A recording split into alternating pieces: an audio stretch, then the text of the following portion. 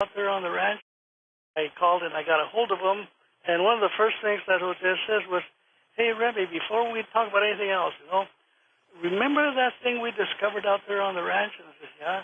"Did you ever tell your family about it?" "Yeah." "How did they receive it?" "Not well." He says, "How about you?" Same thing. Same thing. They would believe. Yeah. Was this something, Remy and Jose, that you two kept basically after you told your families pretty quiet during your entire lifetime? Yeah, we had to. We took an oath. Now, what do you mean you took an oath? Well, when we essentially when we discovered this, we were looking for a cow. Jose's dad had sent us out to find a cow that was ready to calf. His dad had gotten had purchased some cattle, a bull and a cow, from brought it in from Spain, because white-faced cattle are from Spain, and so they seemed to do real well there. And others were starting herds also, but in this case he was, and so this was during wartime, and things were rationed. You couldn't get very much of anything. It was tough. It was rough life, and so he asked us to put a special emphasis on. Well, we went out and checked the fences, and we mended them and fed them and all that. He says,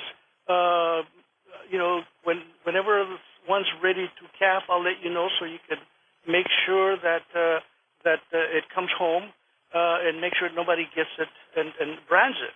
Because in New Mexico, it's range law. If it's your brand, it's yours. Sure. But so you two are out there working. Yeah, as kids. Yeah. You're 7 years old. You're 9 years old at the time. And do you see something in the sky, or do you hear an explosion? What happens? Maybe Jose could. Yeah, give it to Jose. Yeah. Yes, if I may. We first started saddle the horses. It was about 10 o'clock in the morning. It was the 16th of August, 1945. Mm-hmm. We head up for the hills on my father's ranch, and a storm, terrible storm hit us out there, rain. So we ducked down on some boulders that were there nearby, and all of a sudden, we heard a big sonic boom on the following ravine, which is Walnut Canyon. And after a while, we went up the ravine, came out on the other side. There was smoke coming out. We started getting closer, and I told Remy, "Hey, that must be another atomic bomb test, because it was July 16th when they tested the first atomic bomb there, 10 miles from my father's ranch."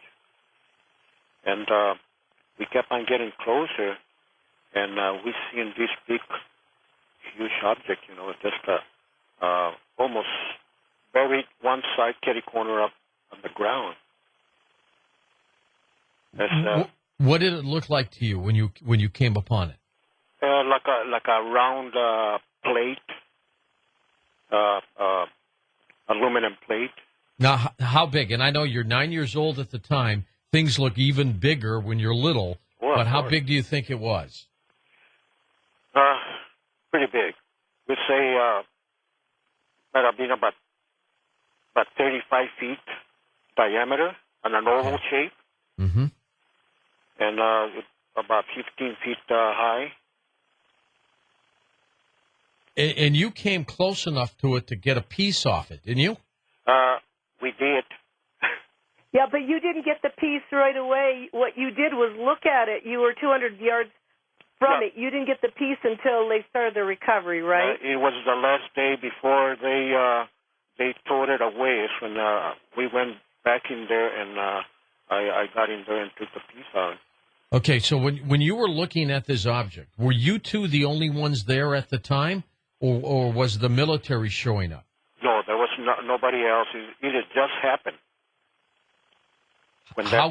All right, how close did you get to it at that point? Probably about 200 yards. Okay. What kept you from wanting to get really close to it, Jose? Remy. Remy, were you afraid, Remy? Well, first off, it wasn't under the best of circumstances. You're looking at the hills and where you're at, and it's awful hot.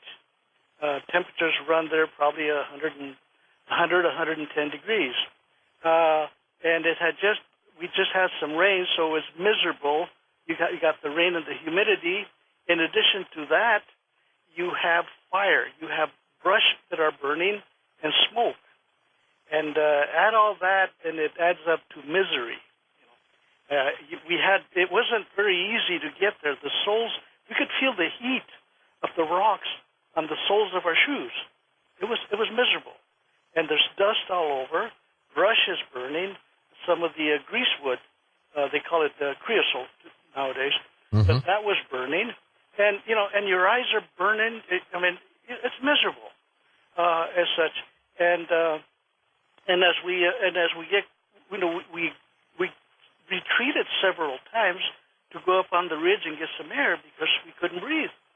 So that was one of the things.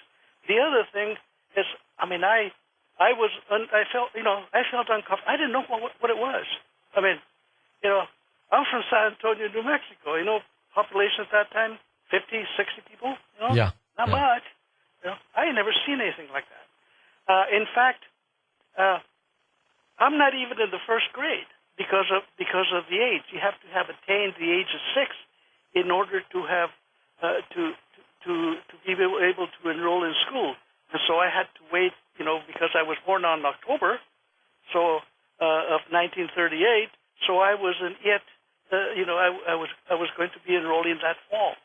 Remy, why don't you tell them? Why don't we get to the creatures? Also, you were scared. You said you were scared. Well, when did the creatures pop up? Well, the creatures were there when you looked at the craft through the binoculars. If we hadn't had the binoculars, I think it'd have been much better. But when you look through the binoculars, and then it brings this craft in closer. And Jose would be looking through there and describing them to me, and that was pretty good. And then he handed me the binoculars, and I watched them, and then it really got weird. Were the creatures in the craft or outside of the craft? Inside the craft. So you could see them through either windows or portals? No, a hole. What happened is this craft had a hole on the side. Because it crashed? No, because it hit something. Okay, but this hole was created because of the crash, right? Yeah, because of the crash, yeah. Okay. So you see a piece of it has fallen off, and then you see creatures inside. What do they look like? Like a campamocha. What is that? That's my vocabulary at that time, right? I speak Spanish, but not that well. Not that well. It had the head, it resembled a praying mantis. Okay. The head did, yeah. And so they have that kind of look to it. Yeah. But they had a long, spindly body, you said, right? They were thin, They were thin. They were thin. They were thin bodies. They weren't fat. Remy, did they look like they were in distress? If you're in a crash, you're all... They're all excited. Yeah. Yeah, they were moving. I could see them move. And as I'm watching these things,